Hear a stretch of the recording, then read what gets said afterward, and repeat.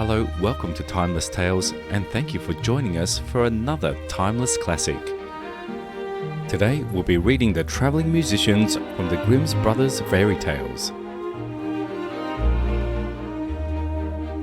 An honest farmer had once an ass that had been a faithful servant to him a great many years, but was now growing old and every day more and more unfit for work. His master therefore was tired of keeping him and began to think of putting an end to him.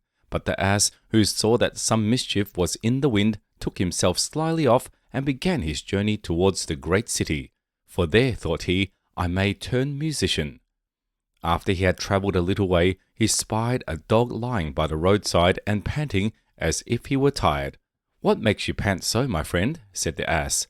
"Alas," said the dog, "my master was going to knock me on the head, because I am old and weak and can no longer make myself useful to him in hunting. So I ran away. But what can I do to earn my livelihood?" "Hark ye," said the ass, "I'm going to the great city to turn musician. Suppose you go with me and try what you can do in the same way." The dog said he was willing, and they jogged on together. They had not gone far before they saw a cat sitting in the middle of the road and making a most rueful face. "Pray, my good lady," said the ass, "what's the matter with you? You look quite out of spirits." "Ah me," said the cat, "how can one be in good spirits when one's life is in danger? Because I'm beginning to grow old and had rather lie at my ease by the fire than run about the house after the mice. My mistress laid hold of me and was going to drown me, and though I have been lucky enough to get away from her, I do not know what I am to live upon." "Oh," said the ass, "by all means go with us to the great city. You are a good night singer and may make your fortune as a musician." The cat was pleased with the thought and joined the party. Soon afterwards, as they were passing by a farmyard, they saw a cock perched upon a gate and screamed out with all its might and main. "Bravo," said the ass, "upon my word, you make a famous noise. Pray, what is all this about?" "Why," said the cock, "I was just now saying that we should have fine weather for our washing day, and yet my mistress and cook don't thank me for my pains, but threaten to cut off my head tomorrow and make broth of me for the guests that are coming on Sunday." "Heaven forbid," said the ass. "Come with us, Master Chanticleer. It would be better at any rate than staying here to have your head cut off. Besides, who knows, if we care to sing in tune, we may get up some kind of a concert. So come along with us." "With all my heart," said the cock. So they all four went on jollily together. They could not, however, reach the great city the first day. So when night came on, they went into a wood to sleep.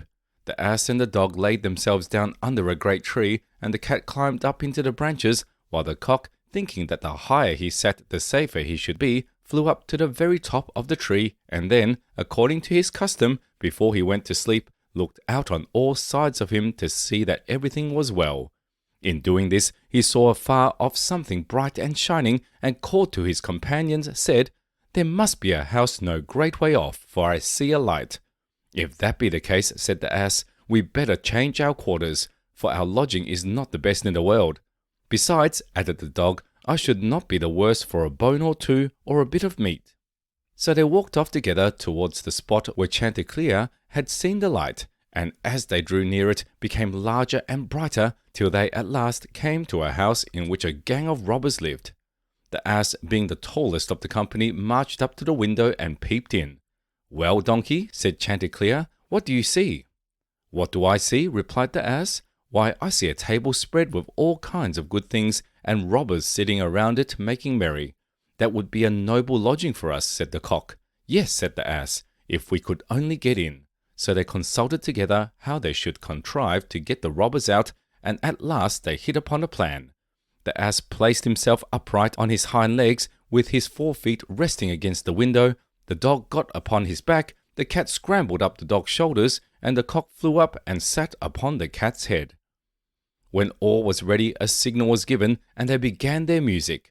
The ass brayed, the dog barked, the cat mewed, and the cock screamed, and then they all broke through the window at once, and came tumbling into the room amongst the broken glass, with a most hideous clatter.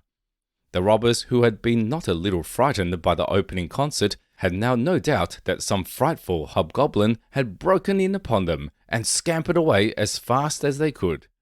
The coast once clear, our travellers soon sat down and dispatched what the robbers had left with as much eagerness as if they had not expected to eat again for a month.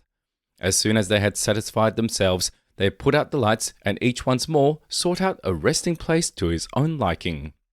The donkey laid himself down upon a heap of straw in the yard, the dog stretched himself upon a mat behind the door, the cat rolled herself up on the hearth before warm ashes, and the cock perched upon a beam on the top of the house, and, as they were all rather tired with their journey, they soon fell asleep.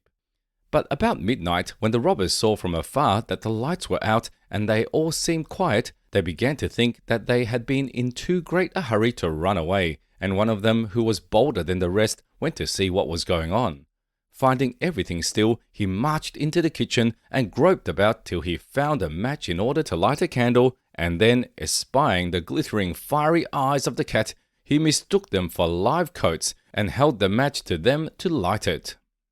But the cat, not understanding this joke, sprang at his face and spat and scratched at him. This frightened him dreadfully, and away he ran to the back door, but there the dog jumped up and bit him in the leg, and as he was crossing over the yard, the ass kicked him, and the cock, who had been awakened by the noise, crowed with all his might. At this, the robber ran back as fast as he could to his comrades, and told the captain how a horrid witch had got into the house, and had spat at him and scratched his face with her long bony fingers, how a man with a knife in his hand had hidden himself behind the door and stabbed him in the leg, how a black monster stood in the yard and struck him with a club, and how the devil had sat upon the top of the house and cried out, "Throw the rascal up here!" After this, the robbers never dared to go back to the house, but the musicians were so pleased with their quarters that they took up their abode there, and there they are, I dare say, at this very day. We hope you enjoyed the story. Subscribe for more. See you next time.